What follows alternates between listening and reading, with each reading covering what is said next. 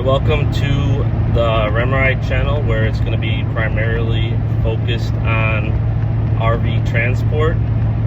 This is a new journey for myself, and just want to do an introduction video. I'm picking up my first load today, so I'm going to give you a little background of the research I did. I'm not going to tell you the company that I signed on with or leased on with, for just some reasons. Maybe I'll put that on in the future, but I did research a lot of companies, had callbacks and offers from a lot of companies, and I'll get into the details about why I chose the company I chose, and kind of the truck I have, and just those details. So I've been researching for about 6 to 8 months. The industry itself, kind of came across a video or two and just some information on the RV transport. Seemed kind of interesting, so I continued to do the research on that for, like I said, about 6 to 8 months before pulling the trigger. I'm based out of Illinois, near Chicago, so roughly hour and a half, 2 hours to the Elkhart area for myself to Deadhead, to pick up a load. And when I got to looking, I was mostly interested in loads that are local. I know that's probably not the norm for RV transport. A lot of the guys that I've been watching their YouTube channels tend to like the further distances so that they can get the most amount of money per load. But my reasoning for staying local is having young kids. Would like to be home at night as often as possible. I also have a small business that I run, doing pressure washing and gutter cleaning, that I don't have to be involved in day to day working the physical labor, but it helps financially where I don't need to go over the road to, say, California, Texas, those areas.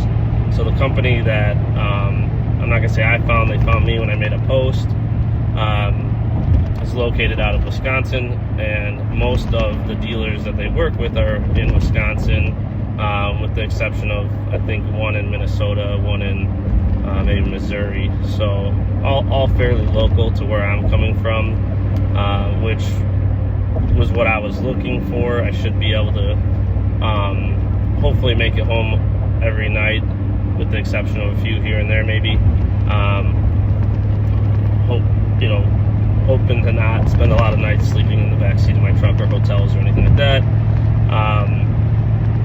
So I chose this company over some of the other ones that I looked at, like Indiana Transport, Synergy, Wave.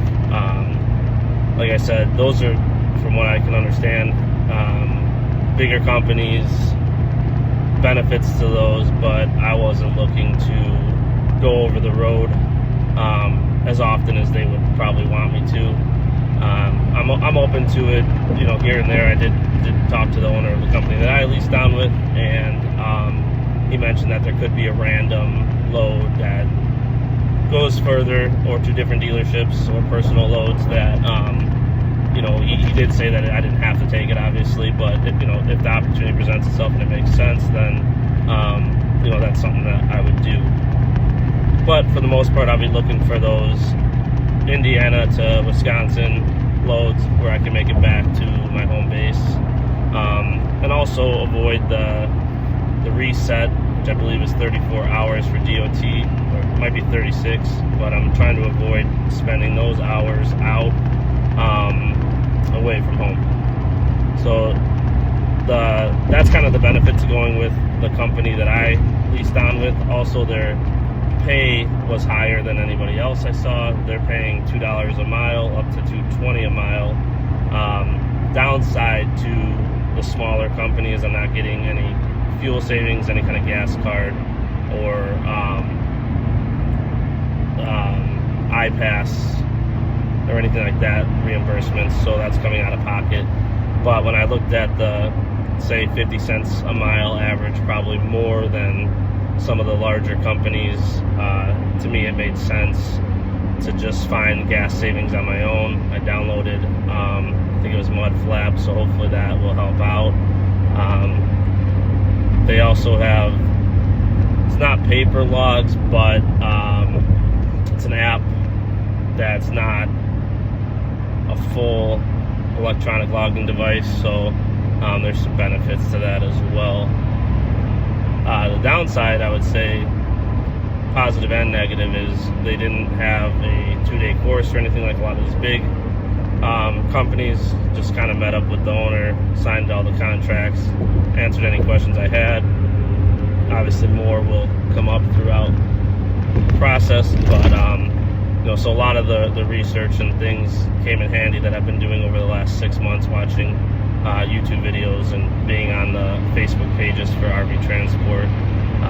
But there's probably definitely a lot of benefits to some of the larger companies that have you go through a 2-day course to go over everything. So still learning, but like I said, picking up my first load today. My vehicle is a 2015 Ford F-350 with the 6.7 Power Stroke. I'd say a decent vehicle for what I'll be doing. Not ideal, because my vehicle, I owned it before starting this, and I have it leveled on 35-inch all-terrain tires and aftermarket wheels, which I know is going to cut into my fuel mileage, possibly a little bit more wear and tear on my vehicle,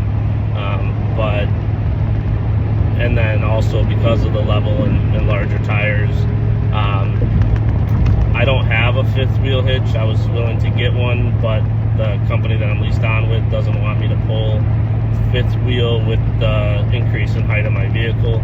I know I could technically do it, but they don't want it, so I'm okay with just sticking with the bumper pull for now, and kind of see how it goes, and would like to upgrade to a long bed, because mine is a 6 3/4, so eventually I would like to upgrade to that long bed, full crew cab long bed, stock level, stock size height, and get the fifth wheel hitch going so that I can not miss out on loads. And the owner of the company does work with horse trailers that do pay actually a little bit more money, so but they're all gooseneck for the most part, so obviously would like to get involved in that if it's going to pay more. But I'm going to stick with the vehicle I have and give it a try, see how things go. If the money's there, then I would upgrade. I don't see myself buying a new truck for it, just because the miles are going to rack up rather quickly, and I feel like you're going to be upside down on a vehicle rather quickly. So I would be looking potentially for the long bed diesel, not really brand specific, but likely either stick with a Ford or a Ram, which I've had in the past, around that 100,000 mile mark, to hopefully not be way upside down on it right away. My current truck is sitting at 200,000 miles. I did drive a decent amount with my last work between my business and another job that I had, so I did rack up the miles on my vehicle. Nothing like the miles will rack up with RV Transport. I've always, over the last 5-6 years, sat at like 30,000 to 40,000 miles a year, and I would expect with the RV Transport to probably be around that 75,000 miles a year, if not more, depending on how many loads I run. Which is another thing with the company that I leased on with, being a smaller company. Obviously insurance plays a factor into it and what they pay. So a lot of the companies I looked at only require you to run 1 load a month. This company is requiring 12 loads a month. So obviously a lot more dedication to it. But I'm hoping that because they're shorter loads, might only work out to 3-4 days a week anyways. But it is more commitment than the companies that only require you to run one a month.